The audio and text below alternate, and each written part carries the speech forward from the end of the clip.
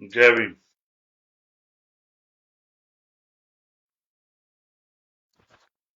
शायद नेटवर्क की किसी इशू के कारण मेरा लाइव जो है वो डिस्कनेक्ट हो गया था। उन्हें अपनी बात को शुरुआत करते हुए बहुजन समाज में जन्मे सभी संतों गुरुओं महापुरुषों को नमन करता हूँ। और दो विषय जिन पर मैंने आपसे कहा कि आपसे बात करनी है, पहला संविधान बचाओ यात्रा और दूसरा नई संसद में नई राजनीति जो देखने को मिली उस पर।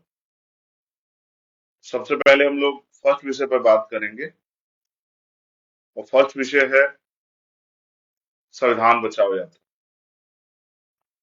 मध्य प्रदेश में 6 से 7 जिलों में हम लोग गए। मैं उन सभी साथियों का धन्यवाद करूंगा जो लोग इस संविधान बचाओ यात्रा में लगातार मेरे साथ थे।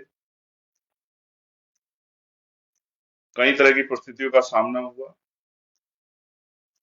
बहुत सारे ग्रामीण क्षेत्रों से गुजरते हुए बहुत सारे लोगों की समस्याएं सुनी। रात में कार्यकर्ताओं के साथ कैडर में शामिल होने का मौका मिला, उनको समझाने का मौका मिला और सड़कों पे माताओं का, बहनों का, बुजुर्गों का, नौजवानों का प्यार देखने को मिला। ये एक अलग तरह का एक्सपीरियंस और मेरे लिए इसलिए भी बहुत महत्वपूर्ण था कि जब एक तरफ मेरी जान लेने के लिए कुछ लोग जो हैं प्रयास कर रहे हूँ, वहीं भीम आर्मी आजाद समाज पार्टी के युवा साथियों द्वारा, भाइयों द्वारा एक सुरक्षा चक्र बना के जिस तरह से यात्रा को पहले चरण को पूरा कराया गया, ये बड़ा ऐतिहासिक था। उनका प्यार, उनका त्याग, उनकी ईमानदारी, उनका संघर्ष देखने लायक था। खूब आनंद आया। मध्य प्रदेश के साथियों का, एक एक साथियों का धन्यवाद। जो जिले यात्रा प्रभारी बनाएंगे तो उनका धन्यवाद। जिन लोगों ने जिस तरह से भी तन मन धन से जो सहयोग किया, खाना खिलाया, लेटने की जगह दी, उन सबका धन्यवाद। एक बहुत अच्छा एक्सपीरियंस था। कई नई बातें कि आज भी 200-250 रुपए की दिहाड़ी, यानी कि माने दे वेतन पर जो है लोग रोजाना काम करते हैं पेट पालने के लिए। कई इस तरह की बातें कि आज भी असमानता, जातिवाद मध्य प्रदेश में बड़े पैमाने पे है, सामंतवाद बड़े पैमाने पे है। आज भी कई जगह पे घोड़ी निकालने पे, स्वाभिमान सम्मान का जीवन जीने पे तमाम तरह की परेशानियों का सामना करना पड़ता है। ये भी एक नए तरह का एक्सपीरियंस था। और क्योंकि यात्रा मंदसौर जाते हुए राजस्थान के भीलवाड़ा डिस्ट्रिक्ट के आसपास, भीलवाड़ा के आसपास दग विधानसभा, उसके साथ वाली विधानसभा से भी निकली तो पूरे पूरे गांव के लोग काम छोड़ के सड़कों पे थे। माताएं, बहनें, प्यारी प्यारी बच्चियां, जिनको बहुत सारी उम्मीद, आशाएं भीम आर्मी आजाद समाज पार्टी से। और ये तब था कि जब बहुत बड़ा कोई प्रचार तंत्र नहीं था। कोई गांव ऐसा नहीं था जिसके बाहर लोग ना खड़े हों। 2-2 किलोमीटर अंदर गांव से सड़क पे आके खड़े होना और घंटों इंतजार करना, ये जो काम करने की उम्मीद हम लोग लेके चले हैं,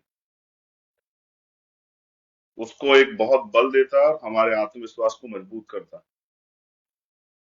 संविधान बचाओ यात्रा के सहयोगी साथी जिनके विचारों से संविधान बचाओ यात्रा आगे बढ़ी, उनका भी धन्यवाद। Specially Azad Samaj party Bhim army committee का धन्यवाद।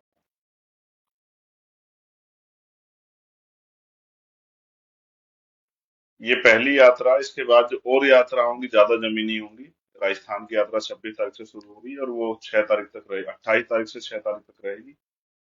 ग्रामीण क्षेत्रों में, गांव में, कस्बों में लोगों से मिलने का, उनको सुनने का, उनकी परेशानियां जानने का, उनकी समस्या का किस तरह निराकरण होगा ये बताने का मौका उन्हें मिलेगा।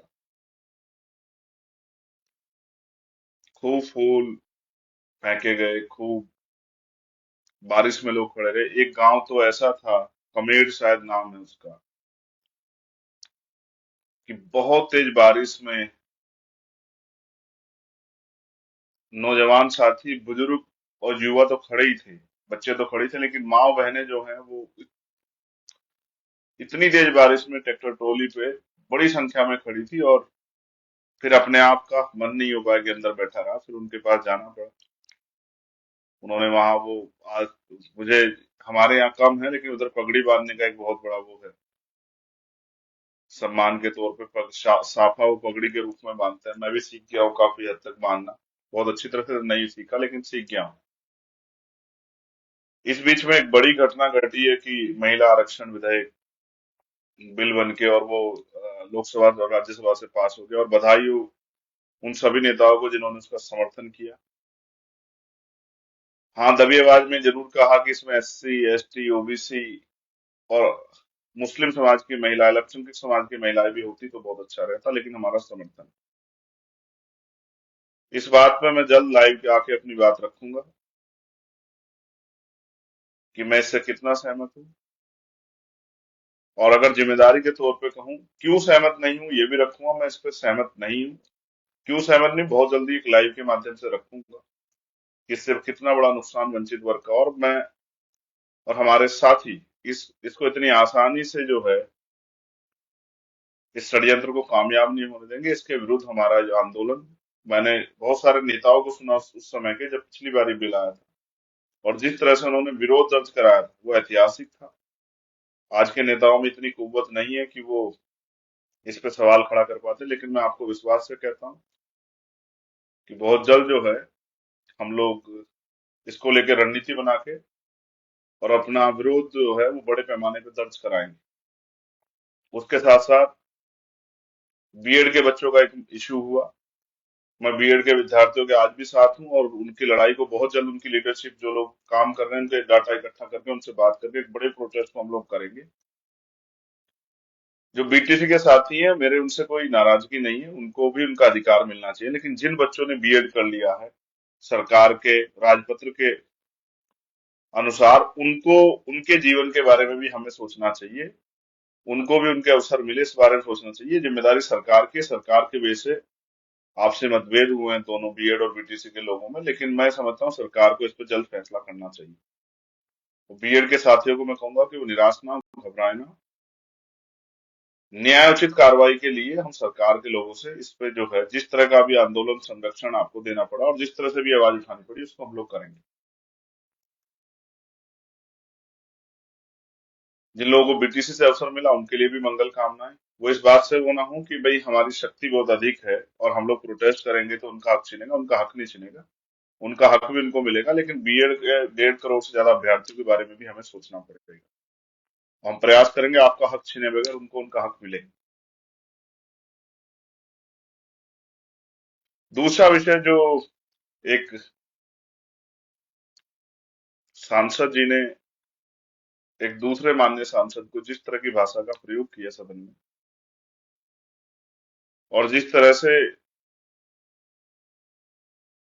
बहुत पहले से हम देख रहे हैं किस तरह से जो है माननीय स्पीकर महोदय जो है अध्यक्ष महोदय लोकसभा के जो अध्यक्ष हैं वो कार्रवाई करते हैं, लेकिन इस बार वो कार्रवाई के नाम पे सिर्फ डांट के जिन्होंने उन्होंने छोड़ दिया।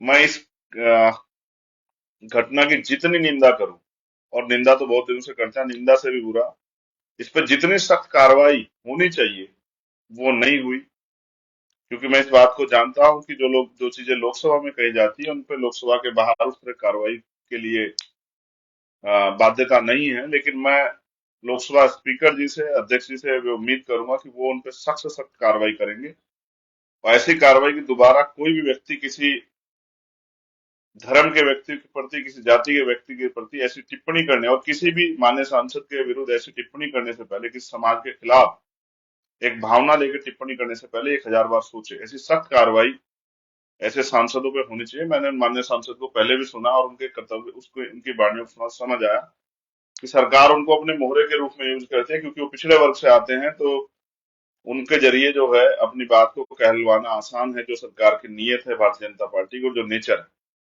और जिस तरह की विचारधारा और जिस तरह के लक्ष्य पर वो लोग काम कर रहे हैं और जिस तरह का राजनीतिक एजेंडा उनका है, वो जानते हैं कि जब तक मुसलमानों को इस देश में गाली नहीं दी जाएगी तब तक वो हिंदुत्व के नाम पे एससी, एसटी, ओबीसी को भाई बना के कंसोलिडेट नहीं कर पाएंगे। लेकिन इसके परिणाम, भारतीय जनता पार्टी तो राजनीति के लिए करती है, लेकिन इसके परिणाम जो है दुनिया भर में, जो हमारे विदेश नीतियों पर और तमाम तरह से जो हमारे समाज के अंदर, हमारे प्रदेश और देश के अंदर जो नफरत फैलती है, उसका एहसास शायद भारतीय जनता पार्टी को नहीं है। उनके लिए सत्ता ही सब कुछ है, इसलिए वो इन बातों पे गौर नहीं करते। लेकिन मैं समझता हूँ कि ये बातें गौर करने योग्य हैं, इन पे गौर होना चाहिए। हमारे माननीय सुप्रीम कोर्ट ने भी कहा कि हेट स्पीच पे हम लोग कार्रवाई करेंगे। लेकिन ये कैसी नई संसद है जिसके पहले ही सत्र में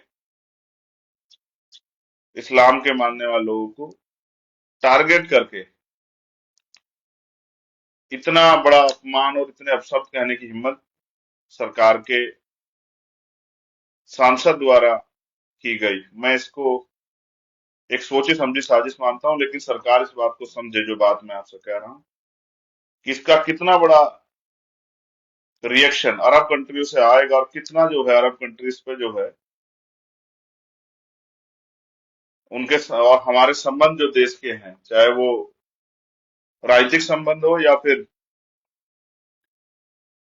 तमाम तरह से जो आयात निर्यात को लेके व्यापारिक संबंध हमारे कितने खराब होंगे, इसका एहसास नहीं। और ये एक आपके राजनीतिक एजेंडा कितने लोगों की जान को भी के साथ खिलवाड़ कर रहा है, ये आपको नहीं पता। जो अरब कंट्री में हमारे लोग रहते हैं, स्पेशली जो हमारे बड़े पैमाने पे कमजोर वर्गों के लोग जो रोजगार करने के लिए वहां गए हैं, उनकी जान के साथ कितना बड़ा खिलवाड़ आपने किया, आपको जानकारी नहीं है। उनके रोजगार के साथ कितना बड़ा खिलवाड़ आपने किया, आपको जानकारी नहीं है। बस आपका एकमात्र उद्देश्य है कि आपने आपका राजनीतिक एजेंडा कामयाब हो। मैं लोकसभा में तो नहीं हूं, अगर मैं लोकसभा में सदस्य के रूप में होता तो शायद वही इस पे हम लोग जो है अपनी जवाबदेही सुनिश्चित करते। मुझे विपक्ष के साथियों से भी ये कहना है कि उसी दिन सदन को बंद करवा देना चाहिए था। उसी दिन जो है सदन के बाहर तत्कालिक रूप से हड़ताल पे बैठ जाना चाहिए था, आंदोलन करना चाहिए था।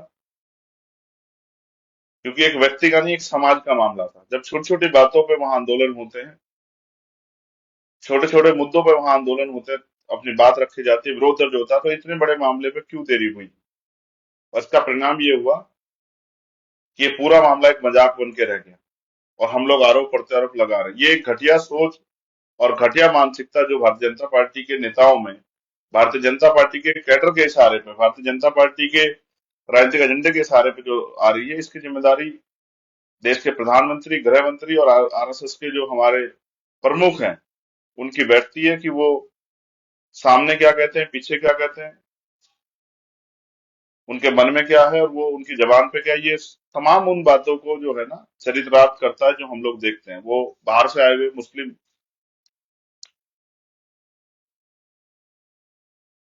जो अभी G20 में भी है, उनका किस तरह से उन्होंने सम्मान किया। वो जब दुनिया में जाते हैं अरब कंट्री, किस तरह वो लोग उनका सम्मान करते हैं, और भारत के मुसलमानों के प्रति किस तरह की नफरत का माहौल जो है भारतीय जनता पार्टी के नेता बना है। ये जितना भी जो है इसकी, इस पे खेद प्रकट किया जाए, इस पे सवाल किया जाए, उतना कम है। ये मामला चुप्पी थामने का नहीं, दोबारा ऐसी घटना ना हो, इसलिए इस पे सख्त से सख्त कदम उठाने की जरूरत है। मैं जब यात्रा में था, मैंने कई बार इस पर सवाल खड़े किए। इसमें भारतीय जनता पार्टी को भी देरी करने की जरूरत नहीं है। उनको भी, वो बहुत पसमानदा और बहुत मुसलमान और मुसलमानों की जो है बात करते हैं, मुस्लिम बहनों की बात करते हैं। लेकिन उनके सांसद के बयान पे देश के प्रधानमंत्री को माफी मांगनी चाहिए थी देश से, कि जिस संसद का बड़ा गुणगान करे, उस संसद में क्या जो है, किस तरह लोकतंत्र का चीरहरण हुआ, किस तरह से संविधान का चीरहरण हुआ, किस तरह से उनके सांसद ने देश की एकता अखंडता को ठेंगा दिखाने का काम किया, अपमानित करने का काम किया लोकतंत्र को। इस पे जो है जवाबदेही सुनिश्चित होनी चाहिए थी, मगर ये नहीं हुआ। एक भय, एक डर, एक समुदाय के प्रति उस तरह का माहौल बनाया जा रहा है। इस देश के दलित आदिवासी तो सदियों से अन्याय अपमान सहते आए,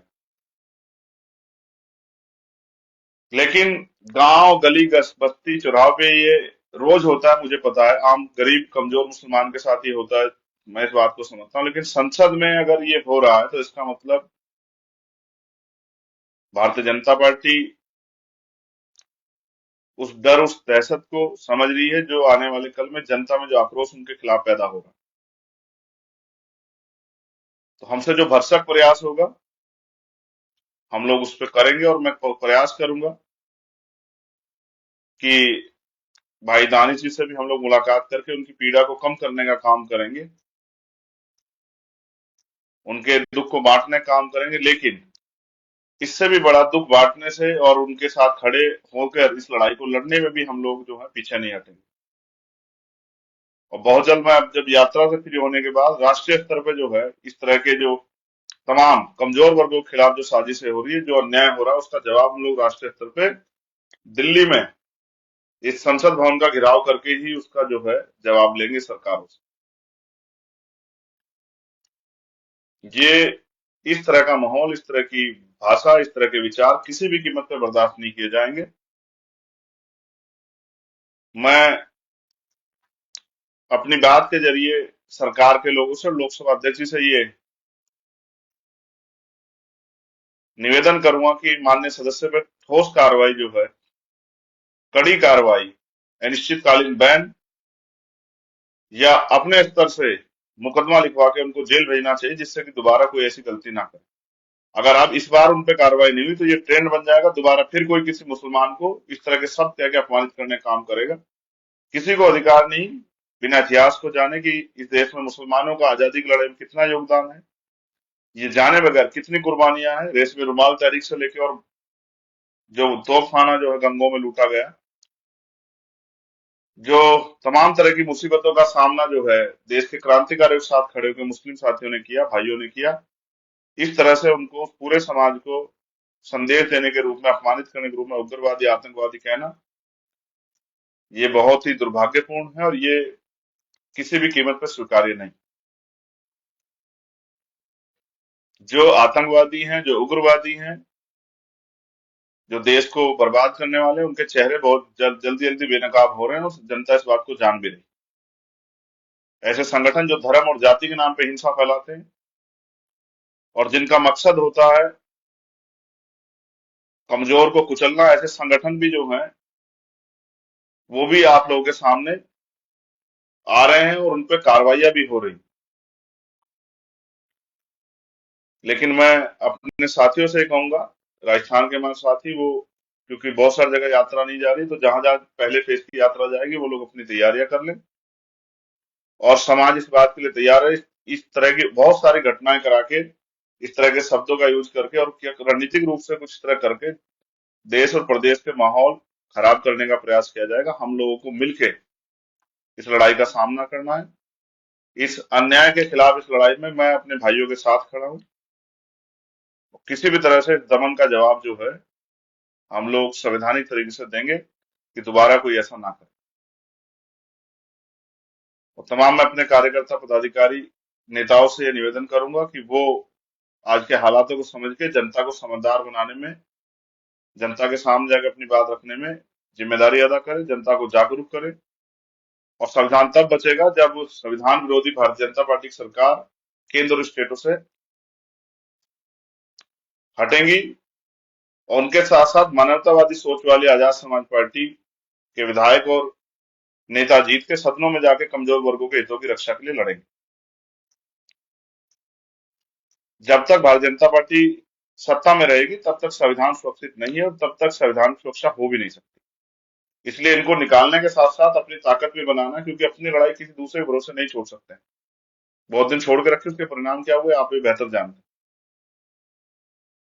तो मैं कमर कसने के लिए कहूंगा, मैं पुणे मध्य प्रदेश के साथियों से और राजस्थान के साथियों से, और 9 अक्टूबर को धामपुर, बिजनौर, नगीना लोकसभा क्षेत्र में जो रैली होने वाली है उसके लिए भी उत्तर प्रदेश के साथियों को, जो पश्चिम के साथी हैं, उनको कहूंगा कि वो तैयारी कर लें। अपने छोटे छोटे साधनों से पहुंच के अपनी रैली को सफल बनाना, ये आपके मान सम्मान की लड़ाई है। और ये संदेश भी है सरकारों को कि हम किसी भी कीमत पे, भले ही हमारे विधायक एमपी ना हो, लेकिन अन्याय हम लोग कमजोर वर्गों पे बर्दाश्त नहीं करें। बहुत बहुत धन्यवाद। जय भीम, जय भारत, जय मंडल, जय जोहार, जय संविधान। आप सभी के लिए मंगल कामनाएं, आप सभी के लिए बहुत सारा प्यार। धन्यवाद।